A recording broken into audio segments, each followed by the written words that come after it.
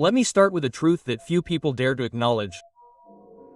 Most people fail not because they lack intelligence, resources, or talent, but because they never develop the confidence to use what they already have. They live trapped in a narrative of doubt, fear, and self-criticism that repeats itself every morning like a broken record. It's like trying to drive a car with the handbrake on. You move forward, but you smell the friction and unnecessary wear and tear. Today I want to teach you step by step how to release that mental brake and literally force yourself to believe in yourself, not as an act of blind faith, but as a conscious and trained strategy. Imagine your mind as a fertile garden. Every thought is a seed that sooner or later germinates. If you sow insecurity every day, doubt will grow. If you sow self-compassion and determination, inner security will sprout. Your environment, your past, or your mistakes do not define the type of seeds you can plant right now. That's the good news. Do you have the ability to pull out the weeds of self-sabotage and plant new seeds starting today, without asking anyone for permission or waiting for a perfect moment that doesn't exist? When I talk about self-confidence, I don't mean a motivational phrase on a Sunday. I'm talking about making it a daily habit, just like brushing your teeth. Confidence doesn't happen by accident. It's trained, reinforced, and becomes an automatic reflex. In this video, I'm not going to give you pretty theories to hang on your wall. I'm going to give you clear methods, living metaphors, and practical strategies so that you can start programming your mind today to win, to take action, to stop procrastinating on your potential. Let's work together on some essential contrasts. Self-love versus destructive self-criticism, decisive action versus analysis paralysis, emotional independence versus toxic dependency. These contrasts will allow you to recognize where you are now and what small changes you need to make to move in the direction of your best version. Faith in yourself is not a luxury reserved for a few. It's a strategic decision that transforms your performance and your quality of life. I want you to understand something. Every time you choose a thought, you choose a destination. It may seem far-fetched, but it's true. Your thoughts become emotions, your emotions become decisions, and your decisions become results. That's why confidence is so much more than a nice feeling. It's at the root of every productive action and every sustained achievement. You can't control the market, politics, or circumstances, but you can control the story you tell yourself and the interpretation you make of what happens to you. It doesn't matter how many times you've failed, or how many times you've been told you can't. What matters is what you choose to believe from now on. Think of your mind as software. If you install outdated programs, you'll have slow results and constant errors. If you install new, optimized, and updated beliefs, your system will work better, and you are the programmer. You can't wait for someone else to come and do it for you. It's your responsibility and your opportunity. The fascinating thing is that when you change your internal dialogue, your body language transforms. You walk differently, you talk differently, you make decisions more clearly, and people notice. Opportunities start to appear because you become a person who acts and presents yourself with confidence. It's like going from transmitting static to emitting a clear signal. Others sense that frequency and respond to it. Before we continue with the concrete steps, I want to invite you to do something powerful. Scroll down to the comments and write the phrase, "Today I decide to believe in myself," without excuses. This is not a simple comment, it is your first public statement of commitment. By writing it, you are planting that idea inside yourself and activating a new way of seeing yourself. That phrase is the key that opens the door to everything that comes in this video. Believing in yourself is not synonymous with arrogance or vanity. It is an act of deep honesty with your own potential. It is recognizing without masks the true value that you already have, even when no one else sees it. Many people confuse confidence with arrogance, and for fear of seeming conceited they sabotage themselves. True confidence is not shouted or imposed. It is felt in the way you present yourself and in the serenity with which you make decisions. It is the silent foundation upon which you build everything else in your life. The doubts that accompany you today were not born with you. No baby comes into the world believing themselves incapable or unworthy.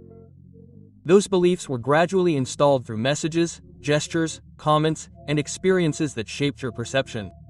Parents, teachers, bosses, friends. The entire society left traces in your mind. Some were positive and motivated you, but others sowed fear, guilt, or a sense of inadequacy. Understanding this is liberating because it means that if those ideas entered, they can also leave. When you identify that many of your insecurities are learned, you realize that they are not your identity, they are just files stored in the memory of your subconscious.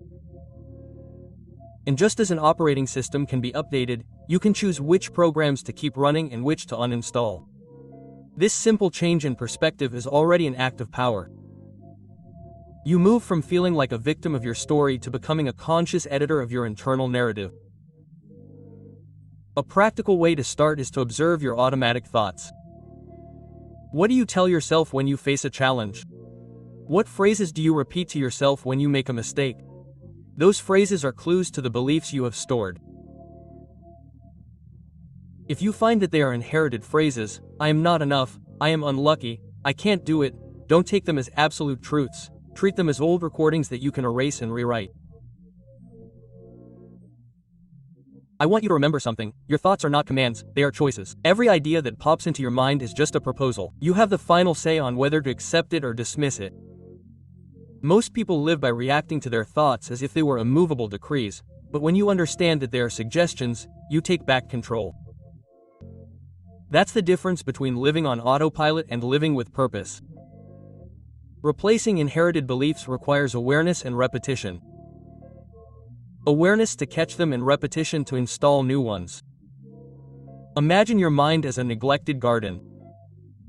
First you pull out the weeds, limiting thoughts, and then you plant new seeds, thoughts of power. It's not enough to plant once. You must water them every day. This is how a new neural pattern is formed. This is how authentic trust is built. In this process, it is vital that you ask yourself whose voice I hear in my head. Many times when we criticize ourselves harshly, we are repeating the words of someone from the past. When we acknowledge this, that voice loses authority. It is no longer an internal judge, it is just an echo. And an echo fades when you stop feeding it with attention. In doing so, you create space for your true voice, the one that believes in you, the one that wants to see you move forward. Believing in yourself is ultimately an act of personal responsibility. You can't control what you were taught, but you can control what you choose to believe from now on. Every time you choose a thought of confidence over one of doubt, you are taking a step towards your mental freedom. It is a daily training that transforms your posture, your actions, and your results. And that's the first step in consciously forcing yourself to believe in yourself. When you look in the mirror each morning, you're not just seeing a physical reflection, you're contemplating the external representation of your thoughts, your beliefs, and your emotional state. The mirror is a silent reminder of who you've decided to be up until that moment. The way you look at yourself says a lot about your relationship with yourself. If your self-talk is full of criticism, you'll inevitably see flaws.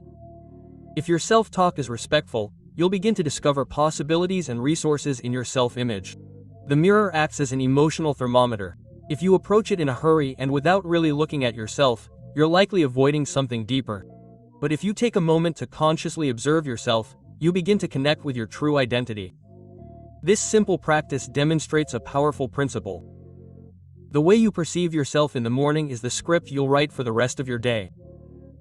Negative self-talk creates a closed posture and low energy. Positive self-talk creates openness and confidence. The reflection you see is not static, it's a scenario in progress. Every habit, every thought, every decision leaves its mark on that face and that posture. That's why training your mind to speak to yourself with respect and assertiveness has an immediate impact on your body. When you tell yourself, I am capable, your muscles relax, your shoulders straighten, and your expression brightens. It's not magic, it's biology. Your brain responds to your words as if they were instructions, and your body executes the program. I want you to imagine this. Every morning the mirror is a stage, and you are both the actor and the director. What script do you want to rehearse before you go out into the world? If you repeat lines of self-criticism, you will come out playing the role of insecurity. If you repeat lines of strength, you will come out playing the role of your best version. This metaphor helps you understand that you are not doomed to always look the same. You can rewrite the script before each daily performance. Trying it out is simple, but powerful.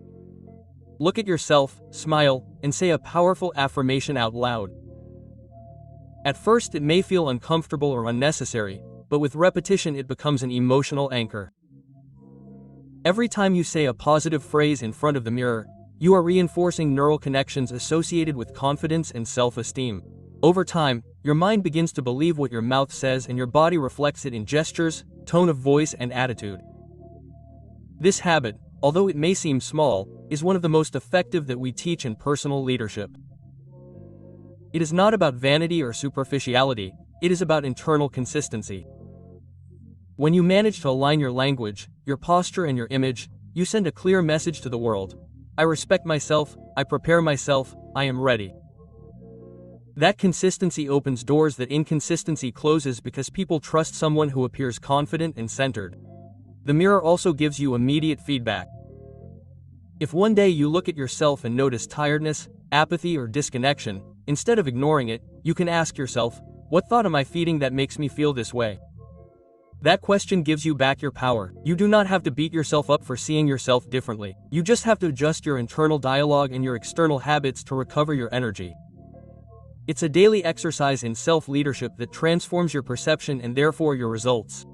Every time you look in the mirror, remember this. You're not just seeing your appearance, you're seeing your identity under construction. You can choose to be your own harshest critic or your own most loyal coach. If you choose the latter, each glance becomes a moment of mental programming. Those are seconds that, accumulated day after day, shape not only how you look, but how you feel and how you act in the world. That's the true power of the mirror as a metaphor for your identity. Confidence is not a gift that comes when everything is in order. It's a direct consequence of taking action even when you don't feel ready. Waiting until you feel ready is a mental trap. In reality, it's the action that creates readiness. Each step, no matter how small, shows yourself that you are capable. It's like starting a cold engine. It's hard at first, but once you get going, the movement becomes more natural. Every time you procrastinate, you feed doubt.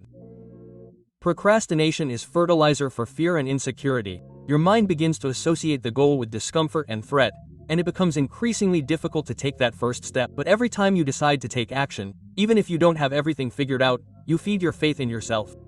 Action is the natural antidote to emotional and mental paralysis.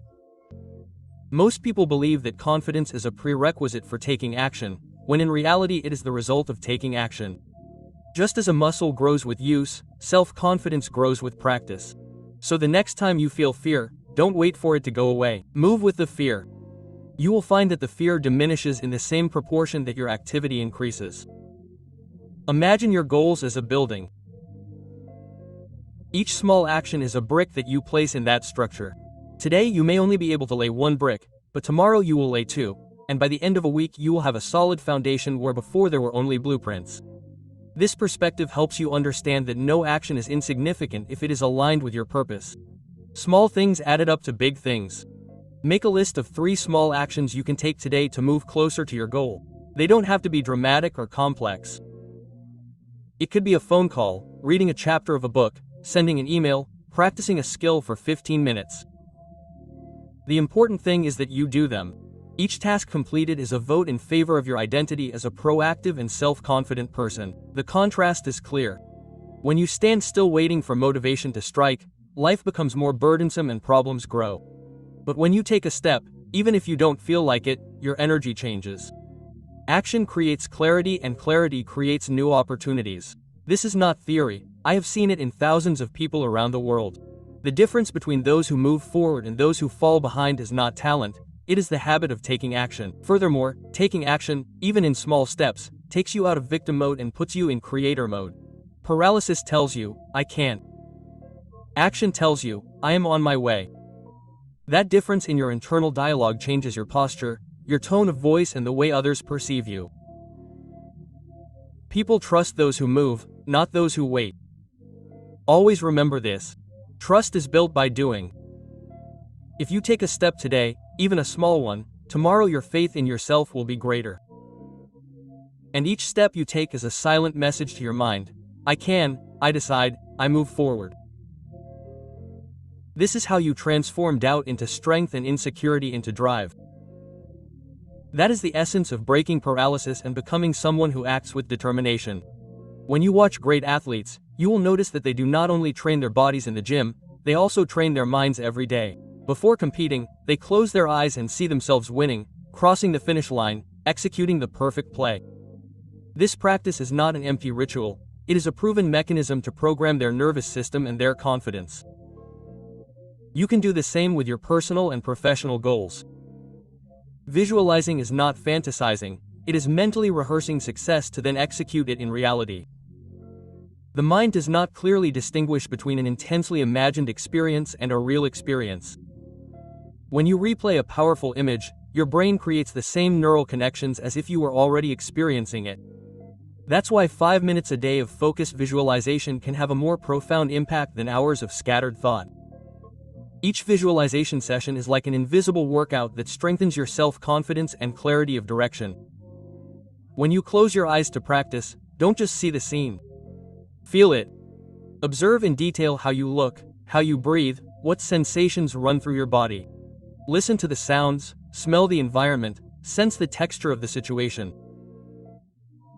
The richer the sensory experience you build in your mind, the more powerful the map you etch into your subconscious. It's like giving your mind an emotional GPS to guide you even in moments of doubt. By repeating this image, you're creating a mental map. That map becomes an anchor that guides you when things don't go as planned. Instead of getting lost in confusion, your mind remembers its direction and gets back on track. It's like a pilot who has a clear path, even in the face of turbulence. That clarity gives you calm and security, two fundamental ingredients for acting effectively. The contrast is evident. A person without visualizations, like a ship without a compass, drifts and lets themselves be carried away by the currents. On the other hand, someone who practices daily visualization moves with purpose. Even when obstacles appear, their focus does not deviate. This is the difference that separates those who give up trying from those who achieve their goals with determination. 5 minutes of visualization a day is more than enough to get started. You do not need complicated rituals or hours of meditation. What matters is consistency and the quality of the image you create. If you see yourself achieving your goal every day, your subconscious will begin to look for and recognize opportunities that bring you closer to that vision. What previously went unnoticed will now stand out in front of you. You can also complement visualization with affirmations in the present tense. For example, while you imagine your goal achieved, repeat phrases such as, "I am capable," "I can do it," "My mind is focused." These words are the verbal fuel for the mental image. Together, they form a powerful combination that reprograms your identity and propels you to act in coherence with that new version of yourself. Remember, training your mind is as crucial as training your body. Just as a muscle needs repetition to get stronger, your self-confidence needs daily practice to grow. Every time you visualize your success, you are removing layers of doubt and building layers of certainty. That is the essence of mental training, preparing your mind to win before you step onto the playing field of life. One of the biggest obstacles to believing in yourself is the habit of living behind masks.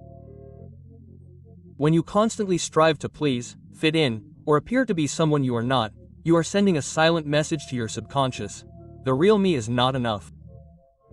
That message is devastating to self-esteem. Every time you act against what you feel or think for fear of rejection, you are weakening your inner confidence, even if it seems easier at the moment. The problem with masks is that in the short term they may give you acceptance, but in the long term they create emptiness. It's like putting on a costume to win a moment's applause, only to be left feeling like you're not truly recognized. Masks drain your emotional energy and force you to play a role that doesn't belong to you. That internal tension is one of the most common causes of anxiety and low self-esteem. Choosing authenticity is an act of courage. It doesn't mean being rebellious or confrontational, but rather acting in line with your values and needs. Every time you express an honest opinion, every time you say no to something that doesn't resonate with you, you're reaffirming in your mind that your voice matters.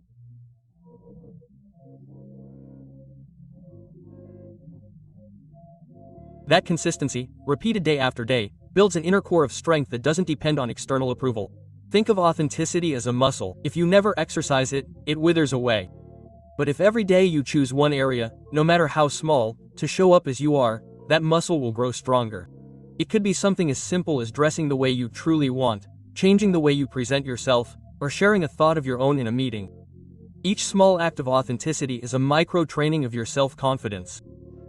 When you begin practicing authenticity, you'll notice a profound shift in your energy.